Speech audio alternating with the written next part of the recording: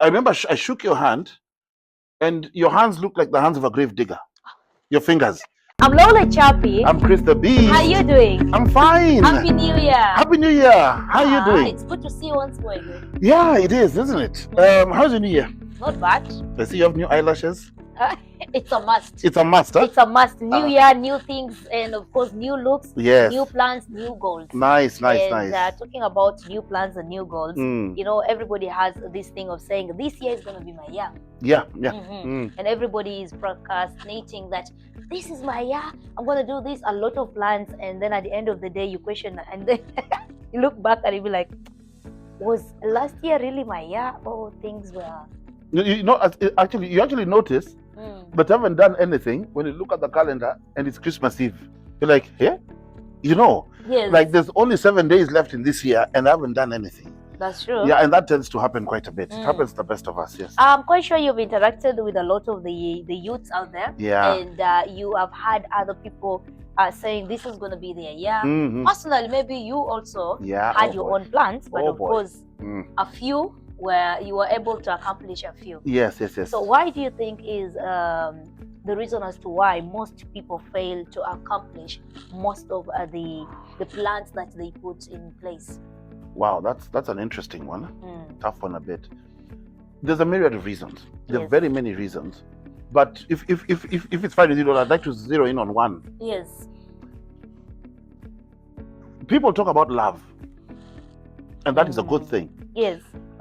You saw even when the president came back, you know, he told South Sudanese that the love and togetherness that we had during the festive season, let's carry it into the next year.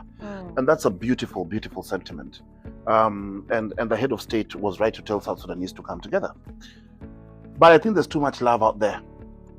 If you're going to accomplish what you want to accomplish, I think we need a lot more hate. Hate, like we need to hate on each other? Not hate each other. We need to hate some circumstances. I'll give you an example. And I'm going to use your example if you don't mind. Yes. Last week, a week and a half ago, Yes. I remember I shook your hand, and your hands look like the hands of a grave digger. Your fingers, you know. I remember asking you, Lola, why are your nails like this? I remember you told me, Papa, I hate the way my nails look. And you know what you went and did? You went and got your nails done. Yeah, I got my nails done, yes. Because you hated how they looked.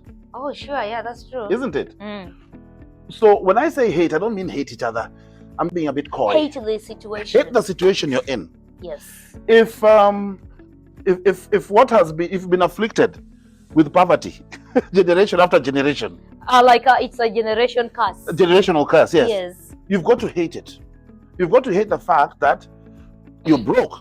Because here's what happens, and here's where people get lost, and why we don't sometimes achieve our New Year's resolutions. We normalize the situation we are in. Okay? We make it normal. Yes. Now, I've used you as an example. Let me use me as an example. Yeah. The truth of the matter is, Lola, if you look at me, I'm not supposed to be this size. If you look at my body mass index, my BMI, I'm unhealthy. Okay? My weight is supposed to be 95 to 97 kilos. I'm 142. So which you think is not okay? Yeah, but you see, the problem is, by the time I got here, I was normalizing being big. Like me, you are happy about it. Yeah, like it was okay. Like it's normal. Yeah, like it's okay. Yes. And then you say things like, but I'm African, and to have I'm healthy. Yeah, when you have a belly, it means you're affluent. And my bank account has got a different story to tell.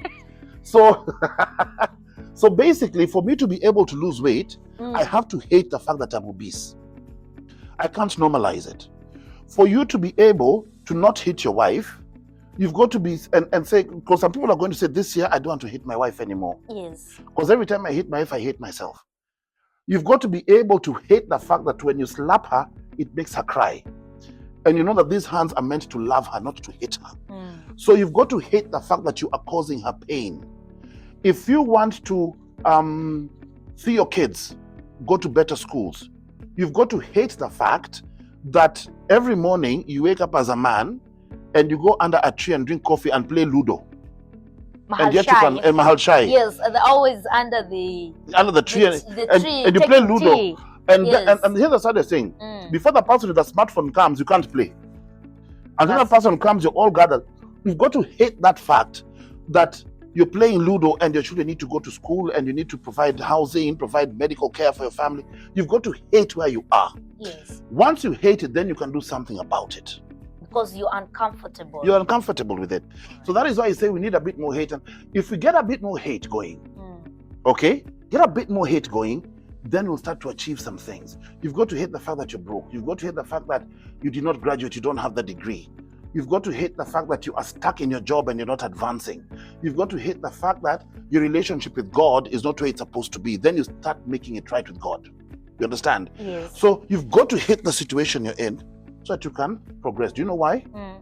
Because it's hard to kill what you love. That's true. If you love poverty, you won't kill it. Because you'll be comfortable with it. If you love laziness, you won't kill it. You have to get to a point where you hate it. That's why you get every day. Then your New Year's resolutions will work. Second thing, we have this lady who works here. She's one of our journalists. Yes. Her name is Jennifer. Oh, yes. Now, Jennifer, the whole of last year didn't have a charger. She had a smartphone, but no charger. Oh. Yes. You wouldn't know because you're one of those snobbish iPhone people who believes the sun rises when you wake up. Of course it does.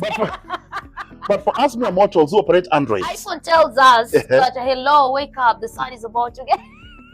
You're so full of yourselves. But for us Android people, yes, sharing is caring. So Jennifer would come, and by the time she's tapping my shoulder, I know she doesn't want to say hi, she just wants the charger. So I just do this. It got to a point where Jennifer said, you know what? I'm tired of begging for chargers. Honestly, I'm working. You know what she did on January 1st? She bought herself a charger. That's another thing we need to do. Set yourself achievable goals, then you get achievable victories. Because one small victory gives you the urge to conquer the next mountain. That's and true. then you win. And you say, if I can win, let me go again. So you get yourself small victories. Like for me, if I'm going to lose weight, I'm not going to say that in 1 month, I want to lose 10 kilos. Okay? In 1 month, yeah, let me lose 2 kilos in a month. You get? Because that is doable. Because that means I'm losing half a kilo every week. So let me lose 2 kilos in a month. Okay? Then I achieve. And then I say, now, let me gun for 3 kilos next month. You understand? So in small increments, so that means that even my targets are smart. They're measurable. Okay? They are attainable. You understand? Realistic. Exactly. So you keep, and they're time bound. Yes. So you keep giving yourself small tasks and you achieve. So a bit of hate can go a long way. And give yourself small targets which will give you small victories and keep you going. All right. What do you think about a little bit of hate? Right there on the comment section. Drop it, of course. Don't forget to share and like. Oh, I've got one more for you. This year. Do you want to grow taller? No.